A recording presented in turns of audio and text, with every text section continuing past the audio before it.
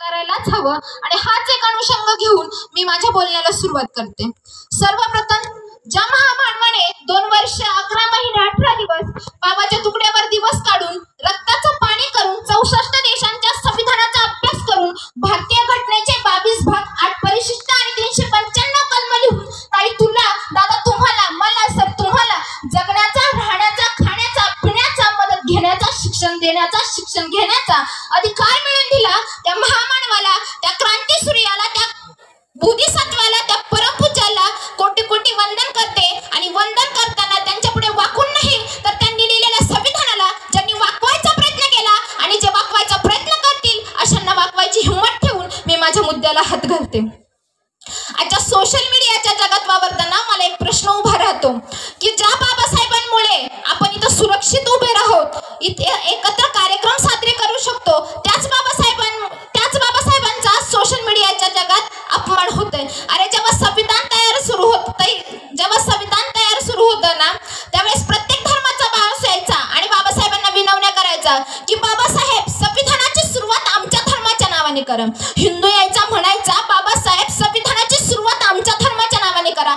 मुस्लिम यायचा मुस्लिम म्हणायचा बाबासाहेब संविधानाची सुरुवात आमच्या धर्माच्या नावाने करा। पण माझ्या बाबासाहेबांनी तेव्हा खूप विचार केला आणि संविधानाची सुरुवात अशा एका शब्दाने अशा एका वाक्याने केली की ज्यामुळे या पृथ्वी तलावावर सजीव जिवंत असेपर्यंत कुठल्याच भारतीयाला हा कायदा देश आणि संविधान पत्करल्याची जाणीव भासणार नाही। आणि तेव्हा बाबासाहेबांनी इतका विचार केला आणि संविधानाची सुरुवात केली। We are the people of India म्हणजेच आम्ही भारताचे लोक। आम्ही म्हणजे कोण येतात आम्ही म्हणजे हिंदू आम्ही म्हणजे मुस्लिम आम्ही म्हणजे सगळ्या जाती धर्मांचे लोक एकत्र म्हणजेच आम्ही म्हणजे एकटा बाबासाहेब येत नाहीत एकटे हिंदू येत नाहीत एकटे दलित येत नाहीत। बाबासाहेबांचं योगदान हे सर्व धर्मियांसाठी होतं। बाबासाहेब कोणा एका धर्माचे नव्हते किंवा त्यांचा त्याग कोणा एका धर्माचा नव्हता। आता संविधान तर आपल्याला बाबासाहेबांनी दिलंय पण संविधानानं आपल्याला नेमकं काय दिलंय यामुळे मला खूप सुंदर ओळी आठवतात की पिढ्यानपिढ्या यांनी शस्त्र परतली पण इथला कोपरा नाही हल्ला। पिढ्यानपिढ्या यांनी शस्त्र परतली पण इथला कोपरा नाही हल्ला। बाबासाहेब तुम्ही फक्त पेन उचलला नवघा इतिहास बदलून गेला।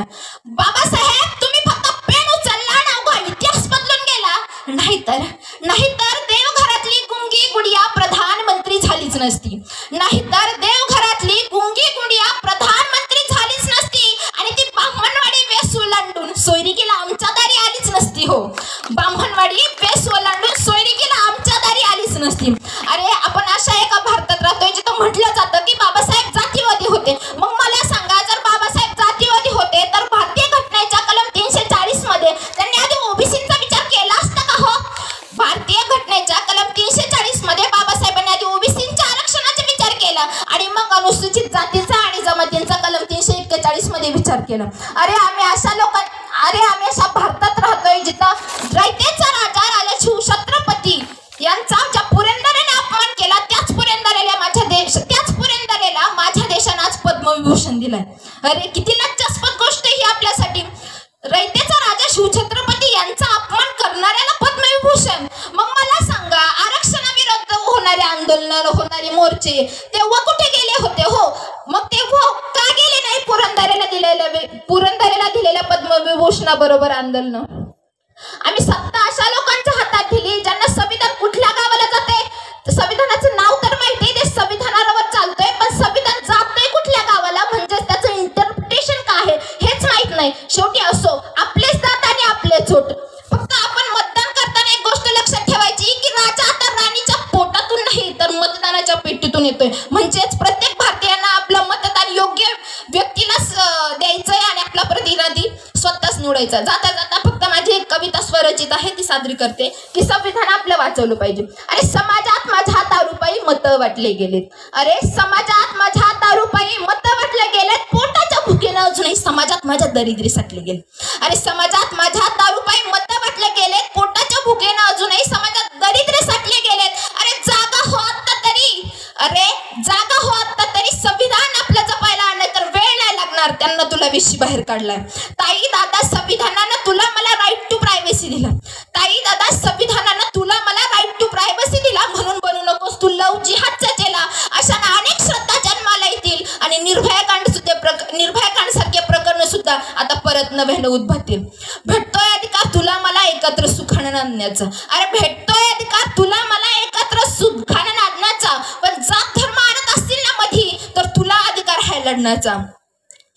धर्मनिरपेक्ष देश असताना तुला त्यांनी बाजूला काढलं. अरे धर्मनिरपेक्ष देश असताना तुला त्यांना बाजूला काढलं, पण एक तू लक्षात घे, या संविधानापुढं आज कोणाचंच नाही चाललं. अरे जागा हो आता तरी इथं संविधानाचा अपमान होतोय. अरे जागा हो आता तरी इथं संविधानाचा अपमान होतोय. इथं राजाधीरांच्या आणि इथं राजाधीराजांच्या अपमानाला सुद्धा पद्मविभूषण दिला जातोय. मग योग्य मार्ग दाखवणार कोण? मग योग्य मार्ग दाखवणार कोण? संविधानाला वाचवणार कोण? मग योग्य मार्ग दाखवणार कोण? संविधानाला वाचवणार कोण? समता बंधुता टिकवणार कोण? या कोणाचं